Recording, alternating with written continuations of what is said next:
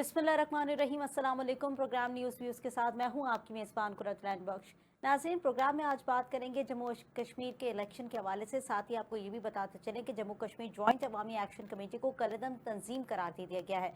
आज़ाद कश्मीर हुकूमत की महकमाना दाखिला ने जम्मू कश्मीर जॉइंट अवामी एक्शन कमेटी को कलअदम तंजीम करार देने का नोटिफिकेशन भी जारी कर दिया। नोटिफिकेशन के मुताबिक Jammu Kashmir action committee joint अवामी एक्शन कमेटी फर्स्ट शेड्यूल में शामिल है। अवामी एक्शन कमेटी के नाम से काम करने वाली तंजीम को फर्स्ट शेड्यूल में शामिल कर दिया गया है। तंजीम को इंसदाद दहशतगर्दी एक्ट 2014 के तहत कलअदम करार दिया गया है, जबकि नोटिफिकेशन के मुताबिक सदर आज़ाद कश्मीर ने तंजीम को कलअदम करार देने की मंजूरी दी है। आपको बताते चलें कि वजीर दिफा ख्वाजा आसिफ ने अपने पैगाम में कहा है कि मुहाजिरीन की नशिस्तों को ख़त्म करने का मुतालबा किसी भी तौर पर तस्लीम नहीं किया जा सकता है। जबकि वज़ीर आज़म आज़ाद कश्मीर ने मीडिया से गुफ्तगू करते हुए ये भी कहा है कि मामला तय हो गए थे, लेकिन कमेटी ने जल्दी का मुजाहरा किया है। जबकि दूसरी जानिब गिलगित बल्तिस्तान में इलेक्शन की तैयारियां मुकम्मल कर ली गई हैं। जिले दियामिर में दफ़ा 144 का नफाज भी कर दिया गया। गिलगित बल्तिस्तान के इंतखाबात के लिए 24 हलकों में 346 उम्मीदवार मैदान में हैं, जिनमें 267 आज़ाद उम्मीदवार शामिल हैं। 7 ख़वातीन उम्मीदवार भी इलेक्शन में हिस्सा ले रही हैं। इंतखाबात के हवाले से अगर आपको बताएं कि 368 पोलिंग स्टेशन कायम किए गए हैं, जिनमें से 480 पोलिंग स्टेशन को इंतहाई हसास करार दिया गया है। 350 हसास हैं, जबकि 457 नॉर्मल करार दिए गए हैं। सूबे भर में रजिस्टर्ड वोटर्स की तादाद 9,58,780 है। चेयरमैन पीपल्स पार्टी बिलावल भुट्टो जरदारी ने गिलगित बल्तिस्तान के अवाम के लिए खुसूसी पैगाम दिया है। उन्होंने कहा कि पीपल्स पार्टी 3 नस्लों से इलाके के हक हाकिमियत के लिए जदोजहद कर रही है। उन्होंने कहा कि कायदे अवाम जुल्फ़िकार अली भुट्टो ने FCR का खात्मा किया। शहीद बेनज़ीर भुट्टो ने 1994 में सियासी हुकूक की बुनियाद रखी, जबकि आसिफ अली जरदारी ने गिलगित बल्तिस्तान को शनाख्त दी है। बिलावल भुट्टो जरदारी ने कहा कि अब नई नस्ल की बारी है और गिलगित बल्तिस्तान की तरक्की के लिए मिलकर आगे बढ़ना होगा। नाज़रीन, तमाम तर मामला जो कि प्रोग्राम के अंदर आज हम डिस्कस करने जा रहे हैं, जम्मू कश्मीर की सूरत हाल के हवाले से भी बात करेंगे, उसके इलेक्शन से मुतालिक भी बात करेंगे, और दूसरी जानिब कल जो इलेक्शन होने वाले हैं गिलगित बल्तिस्तान के अंदर, उस तमाम तर सूरत हाल के ऊपर भी हम आज यहाँ ब्रीफली जो है वो गुफ्तगू करेंगे। मेरे साथ प्रोग्राम के अंदर मौजूद गेस्ट मौजूद हैं। एडवोकेट चौधरी इश्तियाक साहब मौजूद हैं, जिनका ताल्लुक रहनुमा PTI हैं, और समीउल्लाह बरकी साहब मौजूद हैं, जिनका ताल्लुक मुस्लिम लीग नून से है। मुसर्रत नियाजी साहिबा मेरे साथ मौजूद हैं, जिनका ताल्लुक पाकिस्तान पीपल्स पार्टी से है। सबसे पहले आपकी तरफ बढ़ूंगी। एडवोकेट चौधरी इश्तियाक साहब, क्या समझते हैं इस वक्त जो तमाम तर सूरत हाल हम देख रहे हैं जम्मू कश्मीर की, और ऐसे में जॉइंट एक्शन कमेटी के ऊपर जो कलअदम उसको करार दिया गया है, उस तमाम तर सूरत हाल के ऊपर क्या कहेंगे? बिस्मिल्लाहिर्रहमानिर्रहीम। सबसे पहले तो शुक्रिया आप लोगों ने ज्वाइन किया, और इस अहम इशू के ऊपर बात करना इस वक्त बहुत जरूरी था कि जहाँ पे अवामी लोगों को कलअदम करार देना, यानी इस तरह से है कि अब आपने अवाम को इररेलेवेंट कर दिया है।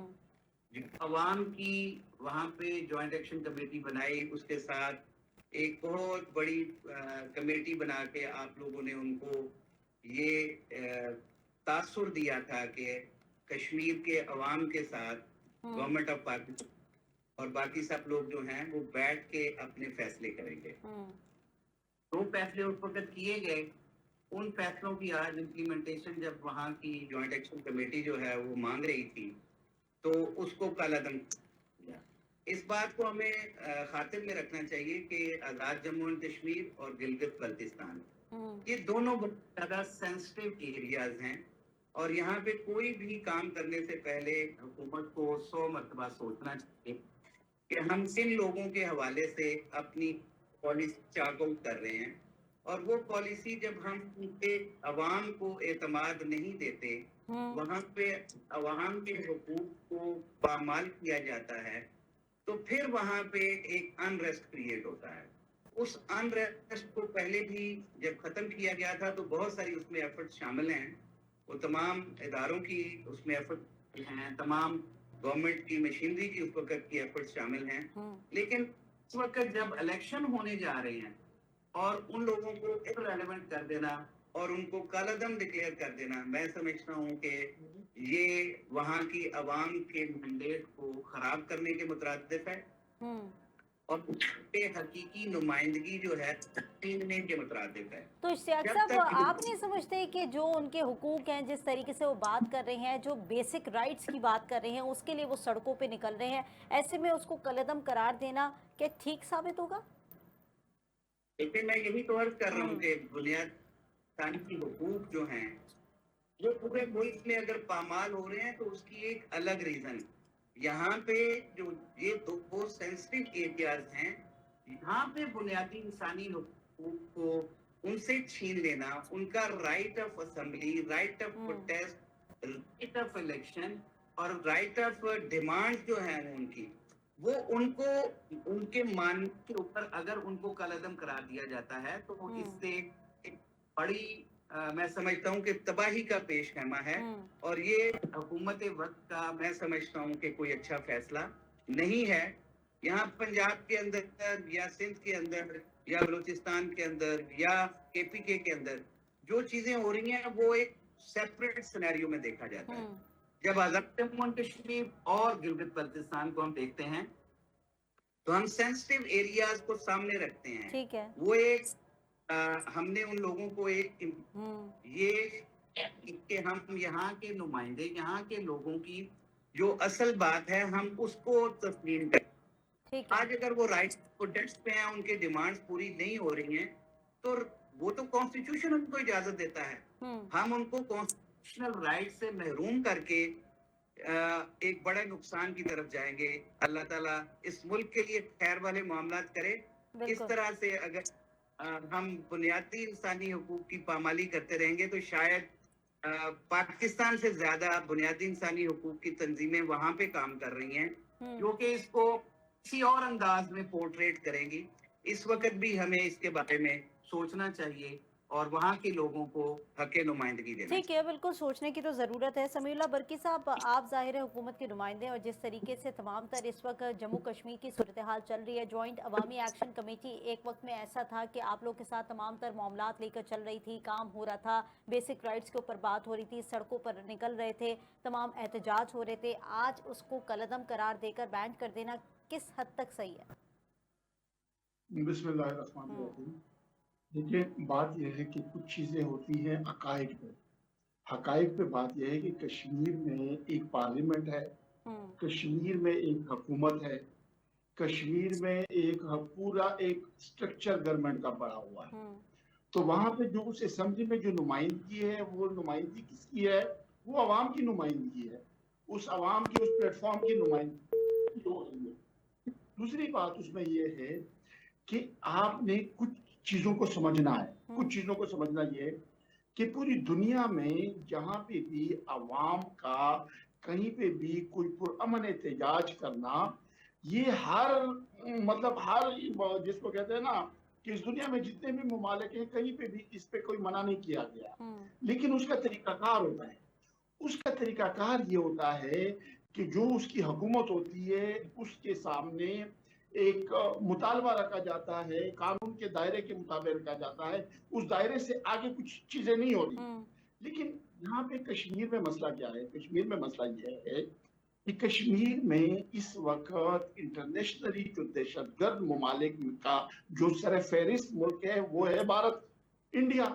इंडिया के सपोर्ट से कुछ अनासर ऐसे हैं जो कश्मीर में वहां पे लोगों को गुमराह करने और मीडिया पे और ग्राउंड में पाकिस्तान के खिलाफ या कश्मीर के खिलाफ एक ऐसे प्रोपेगेंडे और ऐसे तो समीउल्लाह साहब, सवाल यहाँ ये पैदा होता है कि क्या राइट्स हैं उनके? बेसिक राइट्स पे बात कर रहे हैं ना, जो एक अवामी हुकूक की बात कर रहे हैं, जो तमाम तर बेसिक नेसेसिटीज़ हैं जो उन तक पहुँचनी चाहिए, उनकी बात की जा रही है। अब अगर वो उन तक नहीं मैसर आ रही तो क्या उनको इस तरीके से कलअदम कर देना या इस तरह से उनके साथ जो सलूक पेश आया, पहले भी हमने देखा कि वो सड़कों पे निकले हैं, उन्होंने अवाम के लिए एहतजाज किया, उसमें है कौन? वकला हैं, तुलबा हैं, दीगर तमाम तर लोग हैं जो कि उस तंजीम के अंदर शामिल हैं। क्या करने जा रहे हैं? वो सिर्फ बेसिक राइट्स के ऊपर अपना हक और अपनी आवाज बुलंद कर रहे हैं? तो उसके लिए तो प्लेटफॉर्म मौजूद है, पार्लियामेंट पे प्लेटफॉर्म पे करे ना, कानून के मुताबिक। अब ये तो कहाँ पे भी किसी दुनिया के किसी कानून में लिखा हुआ है कि कोई भी एक तंजीम बन जाए और वो उस रियासत को चैलेंज करके और वो कहे कि हम आपकी रियासत को ही नहीं मानते। इस वक्त उनका 1 पॉइंट एजेंडा क्या है? वो कहते हैं हम कश्मीर के पार्लियामेंट को नहीं मानते। तो पार्लियामेंट को नहीं मानते तो वो किसकी ज़बान की बात कर रहे हैं? हमारी बात यह है कि जो कलअदम करार दिया गया है उन अनासर जो मनफी प्रोपेगेंडा या मनफी इस मुल्क में इंतशार फैलाने की बात कर रहे हैं या तो कश्मीर में इंतशार फैलाने की बात कर रहे हैं, उसको कलदम करार दिया गया है, ना कि पूरे कश्मीर को दिया गया है। फिर दूसरी बात यह कि इस एक्शन कमेटी में क्या पूरी कश्मीर की नुमाइंदगी है? वो एक मखसूस एक ग्रोह है जो अपने मकासद के लिए उसमें कुछ लोग इस्तेमाल हो रहे हैं। मैं सब लोगों की बात नहीं कर रहा, लेकिन कुछ लोग ऐसे हैं जो उसमें इस्तेमाल हो रहे हैं और इंटरनेशनल दहशतगर्द भारत के हाथों। तो हम ये चाह रहे हैं कि अगर कोई भी किसी का हक है तो उसका तरीकाकार है, वहां पे पार्लियामेंट है, उस पार्लियामेंट के नुमाइंदगी हैं, हर जिले से वहां पे नुमाइंदगी नहीं है। फिर वहां पे तो इलेक्शन आ रहे हैं, अभी 6 महीने बाद 5 महीने बाद वहां पे इलेक्शन आ जाएगा, तो वो नुमाइंदे दोबारा से सिलेक्ट करे, अपने नुमाइंदगी जे करे, उस कानून के मुताबिक अपना लॉ करे, हमें किसी, लेकिन कहीं पे भी इसका लेकिन इजाजत उनका नहीं दिया जा पॉइंट तो सकता यही है ना कि कि पार्लियामेंट के अंदर इश्यूज को रेज ही नहीं किया जाता, अवाम की बात ही नहीं की जाती। उनका तो पॉइंट ही यही है, तभी तो वो सड़कों पर निकल कर आए हैं। बात ये है कि ये कहीं पे भी ऐसा पॉसिबल नहीं है कि आप पार्लियामेंट के बाहर आके या पार्लियामेंट के दरवाजे को छोड़ के या कानून के दरवाजे को छोड़ के आप कहें कि सब जनाब हम जो कह रहे हैं ये सही कह रहे हैं, बाकी सब गलत है। अगर जो भी कोई रियासत की कानून से इनकारी होगा वो रियासत का मुजरिम है और उसके लिए जो कानून के मुताबिक सजा है वो दी जाएगी।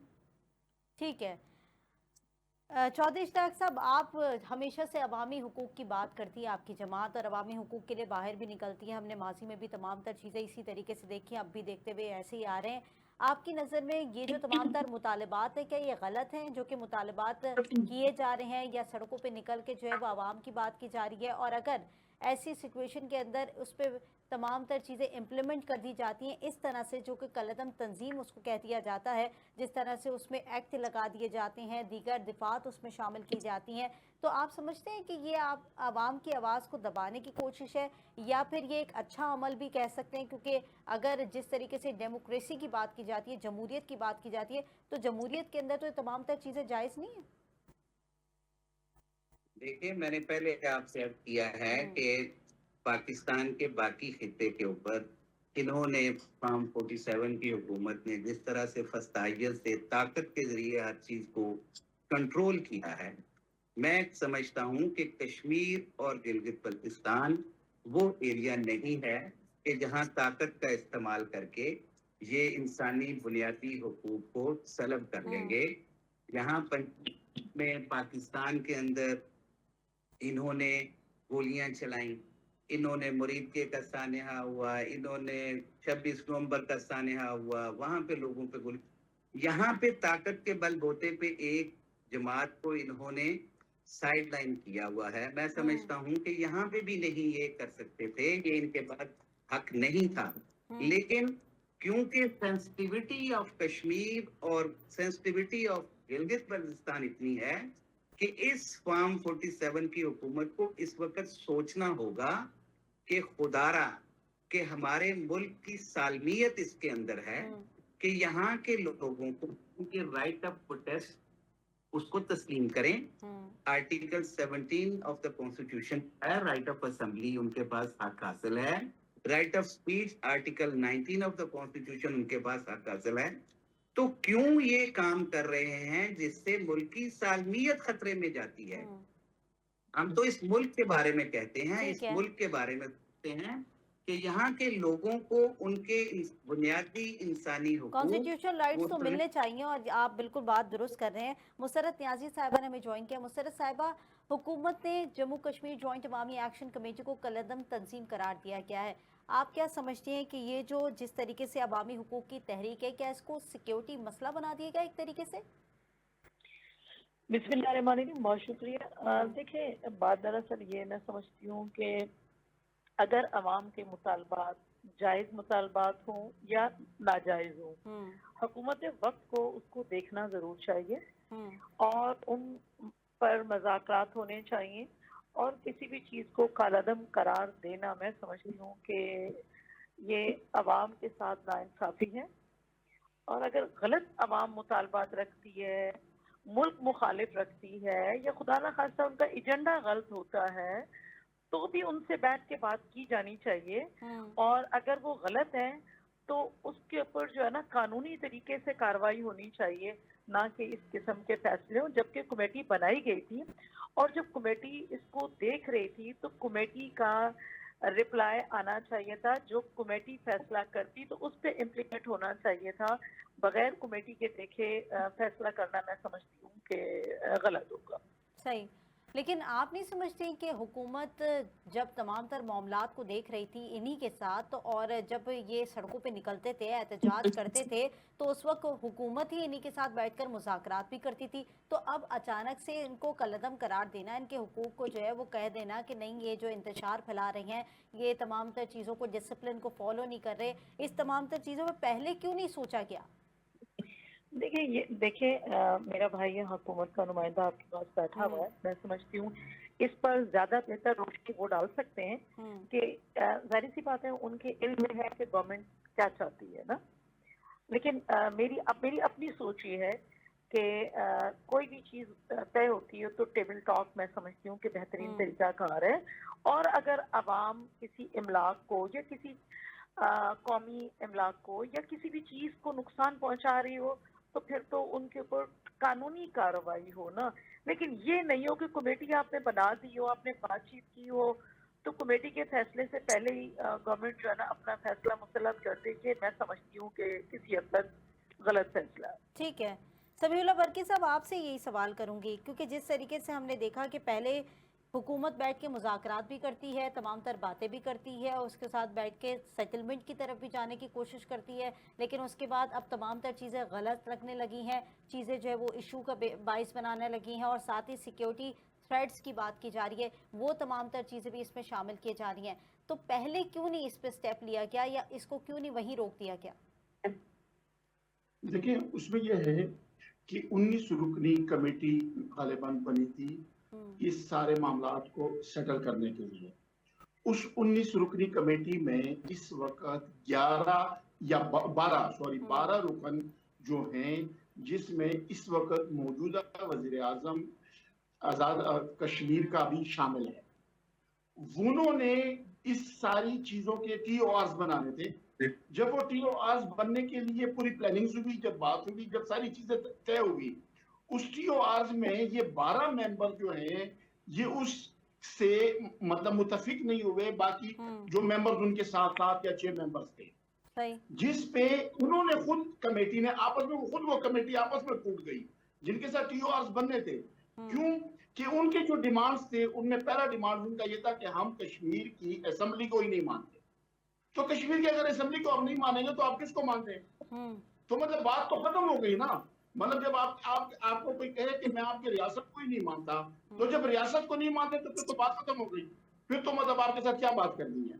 लेकिन फिर भी उसमें यह है कि जो भी कानून और पार्लियामेंट के प्लेटफॉर्म पे इस वक्त जो हुकूमत है उसमें 28 मेंबर्स हैं जिनकी हुकूमत मतलब जो वज़ीर आज़म है वहां पे, और उसमें तहरीक इंसाफ के भी मेंबर्स उसी PTI के साथ शामिल हुए हैं, और पीपल पार्टी की भी वहां पे हुकूमत है इस वक्त। तो उस पार्लियामेंट की तरफ अंदर जो भी फैसला हो वो सबको कबूल होना चाहिए और उसके मुताबिक हल होना चाहिए। लेकिन ये कहीं पे भी नहीं लिखा कि एक कहे कि मैं आपकी रियासत को मानता ही नहीं हूँ और मतलब आप मेरे साथ मुज़ाकरात करो। कैसे मुज़ाकरात किए जा सकते हैं या कैसे बात की जा सकती है, किस प्लेटफॉर्म पे बात की जा सकती है? और आपको ये क्लियर हो कि वो एक रॉ या एक ऐसे मुल्क के मतलब उसमें लोगों की सपोर्ट है और उस सबूत भी शामिल है, चीजें भी शामिल है, सारी चीजें सामने है, तो उनके साथ आप क्या करेंगे, किस तरह की मुलाकात करेंगे? ठीक है, चले एडवोकेट चौधरी साहब, आप मुझे बता दें, क्योंकि जिस तरीके से इस वक्त मामलात हम देख रहे हैं और आगे सूरत हाल हमें जो इंतखाबात की नज़र आ रही है, आप नहीं समझते कि इंतखाबात से कबल जो है वो ये कोई सियासी इंजीनियरिंग की तरफ तासुर दे रहा है? देखिए, हमारे मुल्क में हर वक्त कोई ना कोई तजर्बा किया जाता है, और नाअहल लोग जो हैं वो गलत तजुर्बे करके नुकसान जाते हैं। जिस नहज पे इस वक्त हम पहुंच चुके हैं, मुआशी बदहाली में हम लोग हैं, इंसानी बुनियादी हुकूक की पामाली यहाँ पे उरूज पे है, लोगों को राइट ऑफ वोट से रोका जा रहा है। जिस तरह GP के अंदर एक पार्टी को निशान नहीं दिया गया जिसके साथ उसका अलायंस हुआ, उसको फारिग किया गया, जिस तरह से वहाँ के लोगों को उनके राइट ऑफ वोट से भी रोका जा रहा है। वही सियासी इंजीनियरिंग बिफोर टाइम शुरू कर दी गई है आज़ाद कश्मीर के अंदर। और आज़ाद कश्मीर के अंदर इसके जरिए गवर्नमेंट जो है वो अपनी रिट कायम नहीं रख सकती। मैं समझता हूँ कि पहले भी वायलेंस के बाद जब आप सारी चीज़ों को मान गए, या तो उस वक्त की वायलेंस को आप इलीगल डिक्लेयर करके उस वक्त इस तंजीम को फारिग कर देते। जब आपने लेजिटिमेसी दे दी, जब आप उनके साथ बैठ गए, जब आपने उनके साथ फैसला कर लिया कि हमने आपकी राय के मुताबिक अपने ये टीओआर बनाने हैं, और वो टीओआर बनाने से पहले ही अगर वहां के मेंबरान जो असेंबली हैं वही एक बात पे मुत्तफिक नहीं हो सके, तो फिर तो ये उस गवर्नमेंट की नाअहली है। और मैं समझता हूँ कि पाकिस्तान के लोग जो हैं वो कश्मीर से दिली वाबस्तगी रखते हैं, और जिस तरह हम समझते हैं कि कश्मीर पाकिस्तान की शाहराह है, तो इससे नुकसान जो है तो अल्टीमेटली इश्तियाक साहब, हमारे आप क्या समझते हैं, क्या जो वो हुकूक की बात कर रहे हैं, जो नारे वो लगाए जा रहे हैं, जिन रैलियों में वो बात कर रहे हैं, जिन एहतजाज में वो बात कर रहे हैं, चाहे वो बिजली की बात हो, चाहे वो गैस की बात हो, चाहे वो दीगर जो नेसेसिटीज है उनकी बात हो, क्या वो भी गैर कानूनी है? यही तो मैं अर्ज कर रहा हूँ कि ये बुनियादी इंसानी हुकूक के अंदर हैं, और ये उनकी गवर्नमेंट की जिम्मेदारी है कि वहां के अवाम को ये तमाम सहूलियात फराहम की जाएं।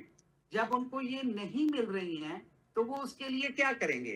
वो टेस्ट ही एक रास्ता होता है। डायलॉग्स इन्होंने किए हैं, डायलॉग्स में तो फिर ये फेल हो गए हैं। अगर इन्होंने डायलॉग्स के तहत बनाई गई कमेटी जो है वो अपनी सिफारिशात ही नहीं दे सकी, तो फिर वो लोग आप जानब है कि वो अपना प्रोटेस्ट दोबारा लॉन्च करें।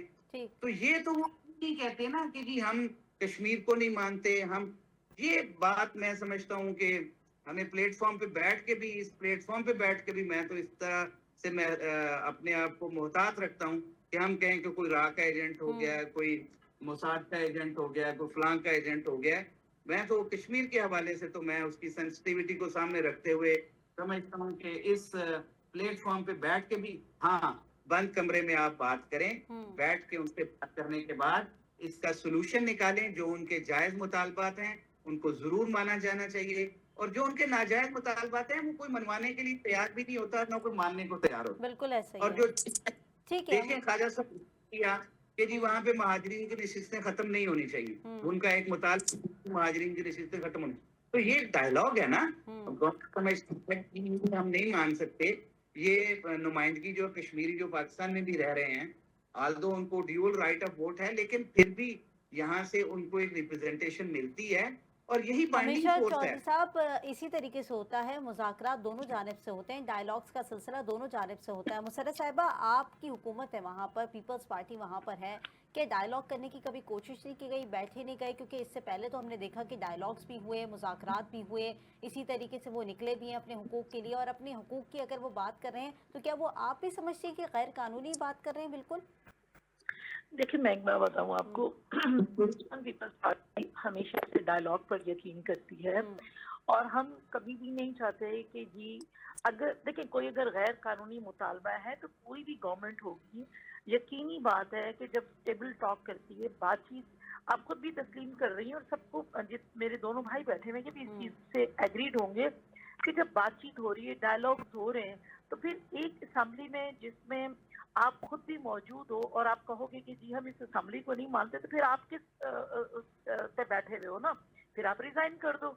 जब आप मानते ही नहीं हो, खुद तो बैठे हुए हो आप असेंबली में, और आप कहते हो मैं तस्लीम नहीं करता, फिर अगर आप मुल्क मुखालिफ या इलाकाई तौर पे गलत नारेबाजी करोगे तो यकीनी बात है इदारे तो आप मुझे बताएं ना, मुतहरिक होंगे, इदारे तो मुतहरिक होंगे, इदारे तो एक्शन लेंगे ना। ये चीज तो नहीं कही जा सकती कि ऐसा कभी ना हो ना, लेकिन ये है कि जो जायज मुतालबात होते हैं, सवाल ही पैदा नहीं होता। कोई भी गवर्नमेंट, देखिए किसी की भी गवर्नमेंट हो, मैं ये नहीं कहती कि पाकिस्तान पीपल्स पार्टी की हो या किसी तहरीक इंसाफ की भी अगर थी, PMLN की भी थी, तो मुझे बताएं कि जो जायज मुतालबात अवाम के होते हैं, कौन सी गवर्नमेंट नहीं मानती और कौन सी गवर्नमेंट चाहती है कि हमारे लोग जो है ना तकलीफ में रहें, हमारे लोगों को कोई प्रॉब्लम्स हो, क्योंकि यही वोटर और सपोर्टर होते हैं जो कल के इलेक्शन में वोट भी दे रहे होते हैं और सपोर्ट भी कर रहे होते हैं। तो अपने वोटर और सपोर्टर या अवाम को, स्पेशली मैं पाकिस्तान पीपल्स पार्टी की बात करूंगी कि पाकिस्तान पीपल्स पार्टी अवाम को तकलीफ नहीं देती है, बल्कि चाहती है कि अवाम के देरीना मसाइल को हल किया जाए और उनके जायज जो मुतालबात हैं उनको जो है ना तस्लीम किया जाए। किसी सूरत में हम नहीं कहेंगे कि हम कहेंगे जी आवाम चीखती रहे, आवाम रोडों पे रहे।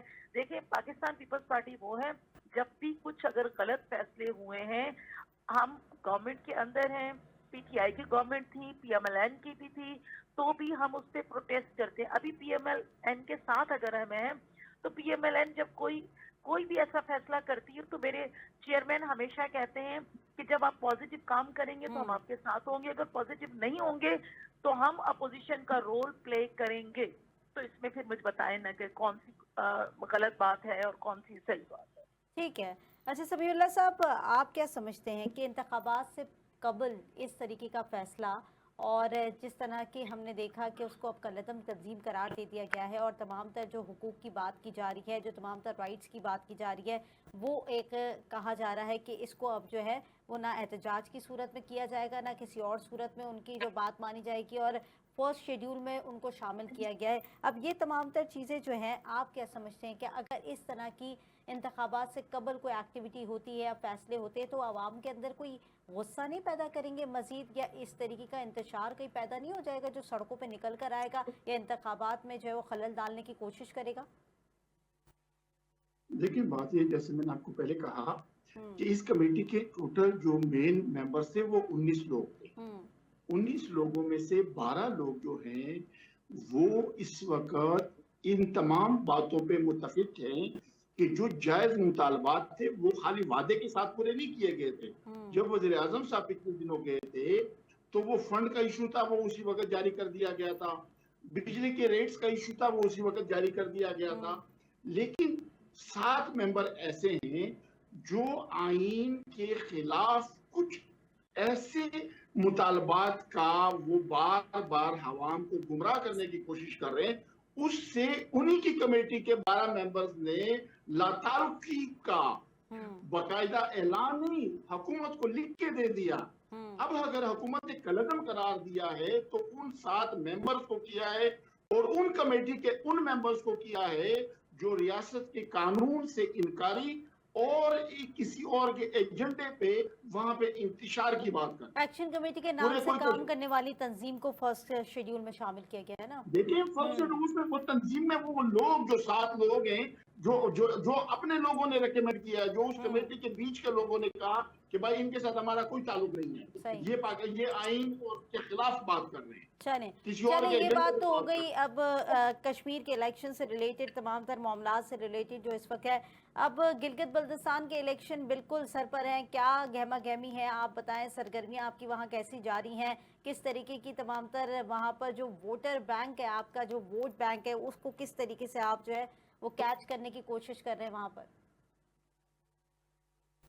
देखिए जीबी की जो इलेक्शन कल इलेक्शन है वहां पे 24 हल्के हैं, तो 24 हल्कों में 22 हल्के ऐसे हैं जिसमें पाकिस्तान मुस्लिम लीग नून के टिकट्स पे अपने लोग कर रहे हैं, इसी तरह पीपल पार्टी के लोग हैं, इसी तरह बाकी आजाद उम्मीदवार है। तो जीपी के जो लोग हैं या जिस तरह की उनकी शऊर है या उनको जो पार्लिमानी सेटअप मिला है, तो उनकी वो तमाम चीजें, वो उनका तमाम जो हक है जो वोट का, उसको वो कल इस्तेमाल करेंगे और इंशाल्लाह कल शाम तक रिजल्ट आ जाएगा, दूध का दूध पानी का पानी हो जाएगा। तो कितने पुर उम्मीद है आप? देखिए हम तो पुर उम्मीद इसलिए हैं कि 2016 में जब हम लोगों ने इसको पहले असेंबली करार दिया था, जब हम लोगों ने पाकिस्तान पीएमएलएन मियां नवाज शरीफ के विजन के मुताबिक वहां पे कौंसल करार दिया था, तो उसके बाद हमारी चूंकि हुकूमत खत्म हो गई थी, तो उसके बाद जीबी के लिए किसी और ने कोई काम ही नहीं किया। तो अब अगर वहां की आवाम इस बात को समझती है कि जीबी को हकूक किसने दिए थे और ये पार्लियामेंट्री ये इलेक्शन निजाम किस पार्टी ने दिया था, लेकिन बात ये कि हम अब इस वक्त इस पॉइंट स्कोरिंग में मतलब की बात नहीं कर रहे, वो कल पता चल जाएगा, रिजल्ट आ जाएगा। बिल्कुल ऐसा ये कल तमाम तर चीजें जो है वो सामने आ जाएंगी। चौधरी इश्तियाक साहब, आप क्या समझ रहे हैं, क्या कल जो इंतखाबात होने जा रहे हैं जीबी के अंदर लेवल प्लेइंग फील्ड मिलने जा रही है? किस तरीके से तमाम तर आप लोग की तैयारियां हैं और जो ओवरऑल सिचुएशन है उसको कैसे देख रहे हैं? अगर हम देखें लेवल प्ले फील्ड, तो मुझे इसे लेवल प्ले फील्ड कहते हैं, तो फिर अल्लाह ही आसान है, लेकिन मैं समझता हूँ कि सबसे ज्यादा पढ़े लिखे लोग जो हैं जीबी में मौजूद हैं, और वो जिस तरह से पूरे पाकिस्तान के अंदर पाकिस्तान तहरीक इंसाफ को मुख्तलिफ किस्म के निशानात से नवाजा गया था, उस वक्त अवाम के शऊर बेदार होने की वजह से अवाम ने एक हकीकी मैंडेट पाकिस्तान तहरीक इंसाफ को दिया था। और मैं एक्सपेक्ट करता हूँ कि वो बाशऊर लोग जो इस वक्त जीबी में हैं, वो इमरान खान के नजरिए के साथ जुड़े हुए लोगों को, उनको चाहे जो भी निशान किया गया है, वो जरूर वोट कास्ट करेंगे। और बाकी तो सारी ताकतें जो हैं वो अल्लाह के पास हैं, लेकिन जो दुनियावी लोग हैं वो तो जिस तरफ लगे हुए हैं वो आप भी बेहतर समझती हैं, मैं भी बेहतर समझती, लेकिन हम समझते हैं कि जिस तरह से पूरे पाकिस्तान के अंदर लोग इमरान खान के नजरिए को प्रमोट किया, जिस तरह से वोट दिया, इस तरह से हर निशान को ढूंढ के वहां पे वो इमरान खान के साथियों को वोट देंगे, बाकी जो अल्लाह को मंजूर है। चले मुसर्रत साहिबा, पीपल्स पार्टी की इस वक्त जो हम पूरी कैंपेन देख रहे हैं बड़ी स्ट्रॉन्ग देख रहे हैं, वहाँ पे खुद चेयरमैन साहब आपके मौजूद हैं, बड़े अच्छे तरीके से तमाम कैंपेन को लेकर चल रहे हैं। वहाँ पर कैसी तैयारियां आप लोग की और कल क्या एक्सपेक्ट कर रहे हैं? आपने खुद भी देखा है, देखिए जो जलसे होते हैं, जलूस होते हैं, वो भी बड़ा फैसला दे देते हैं, क्योंकि अवाम भी उन्हीं के पास जाती है, अवाम भी उसी जलसे को कामयाब करती है जहां लीडर उनको विजनरी नजर आ रहा होता है और वो फैसला अपने जलसों में भी दे दिया करते हैं। और अगर वहां पे देखिए, अगर इस किस्म की तैयारी की गई, जिस तरह की इस वक्त मैं बताऊं कि सिटिंग गवर्नमेंट जो है ना वो हिल सी गई है कि जब से चेयरमैन आसिफ अपना बिलावल भुट्टो जरदारी साहब और आसफा भुट्टो जरदारी साहिबा मौजूद हैं और बड़े अच्छे इज्तिमा से वो स्पीच कर रहे हैं, अवाम को से वोट मांग रहे हैं और वहाँ की अवाम बहुत खुश है दोनों को, विजनरी लीडर के बेटे को और बेटी को सामने देखते हुए। वो देख रहे हैं कि इनकी तीसरी नस्ल आई है और मैं समझती हूँ कि नौजवान नस्ल जो है ना इंशाल्लाह कल फैसला करेगी और बताएगी कि फॉर्म 47 की तरफ झुकाव नहीं होना, क्योंकि अगर इंतखाबात देखें धांधली शुदा होंगे तो वहाँ की अवाम की बेइज्जती है, वहाँ की अवाम के साथ ज्यादती होगी, वहाँ के अवाम जो गयूर अवाम है जो चाहते हैं अपनी मर्जी से वोट कास्ट करना, तो वो अपना ही रिजल्ट और अपना ही नतीजा चाहेंगे। अगर ज्यादती हुई तो मैं समझती हूँ कि हमारे मुल्क के साथ भी ज्यादती होगी, वहाँ की अवाम के साथ भी ज्यादती होगी और मैं समझती हूँ कि फिर ये इस तरह के इलेक्शन को आइंदा आने वाले इंतखाबात में फिर अवाम नहीं वोट देगी, वो चाहेगी कि हम घर बैठे रह जाएं और खुद ही नताइज अगर मिल जाएं तो उसका कोई फायदा नहीं होगा। मैं समझती हूँ कि जिस तरह की सिटिंग गवर्नमेंट के मिनिस्टर्स आ रहे हैं और सारे आके मतलब कोई ना कोई वादे कर रहे हैं, तो मुझे बताएं ना कि वहाँ पे इन वादों के मुताबिक क्या हुआ। मेरा भाई अभी बता रहा था कि देखिए मेरा भाई अभी कह रहा था, देखिए PMLN के मेरे भाई कह रहे थे कि वहाँ पे बहुत काम हुआ है, तो जीबी को नाम देने वाला, शनाख्त देने वाला सदर पाकिस्तान आसिफ अली जरदारी साहब ही थे, ठीक है ना। अदरवाइज मुझे बताएं कि वहाँ पे जितनी भी सहूलियात, अगर बिजली वहाँ पे लाई गई तो शहीद मोहतरमा बेनजीर भुट्टो साहिबा के दौर में लाई गई। वहाँ अगर हॉस्पिटल्स का इजरा किया गया तो शहीद मोहतरमा बेनजीर भुट्टो साहिबा की वजह से हुआ। चलिए मुसर्रत साहिबा, बात तो सारी वही है ना कि जो भी काम किया गया आवाम के लिए किया गया, अब कल देखना ये कि आवाम किसको सेलेक्ट करती है। कल इंशाल्लाह नतीजा आप देखिएगा, बिल्कुल ऐसा ही है। से हुआ तो इंशाल्लाह पाकिस्तान पीपल्स पार्टी को वहाँ की आवाम सपोर्ट भी करेगी और कल इंशाल्लाह बेहतरीन रिजल्ट। चलें, आपकी उम्मीदें, हम यही उम्मीद करते हैं कि कामयाब हों और जो भी हुकूमत इक़्तिदार में आए, जो भी तमाम तर चीज़ें वहाँ पर हमें साफ और शफाफ तरीके से दिखाई दे इलेक्शन की सूरत में, वो आगे चल के तकलीफ को समझे, उसके काम को समझे, सिर्फ वादों और दावों तक जो है वो महदूद ना हो जाए तमाम तर चीज़ें। नाज़रीन, प्रोग्राम के अंदर हमने इसी तमाम तर टॉपिक के ऊपर गुफ्तगू की। कल जीबी का इलेक्शन भी है और देखना ये है कि वहाँ कैसी गहमा गहमी रहती है। साथ ही जॉइंट एक्शन कमेटी के ऊपर जो कलअदम करार दिया गया उनको, उस तमाम तर सूरत हाल के ऊपर हमने बात की। मेरे साथ तीनों मौजूद गेस्ट मौजूद थे। एडवोकेट चौधरी इश्तियाक साहब मौजूद थे, सबीउल्लाह बरकी साहब मौजूद थे, मुसर्रत नियाजी साहिबा मेरे साथ मौजूद है। आप तीनों आपका बहुत शुक्रिया। मुझे अपनी मेज़बान कुरत नैन बख्श को दीजिए इजाज़त। अल्लाह ने के बाद।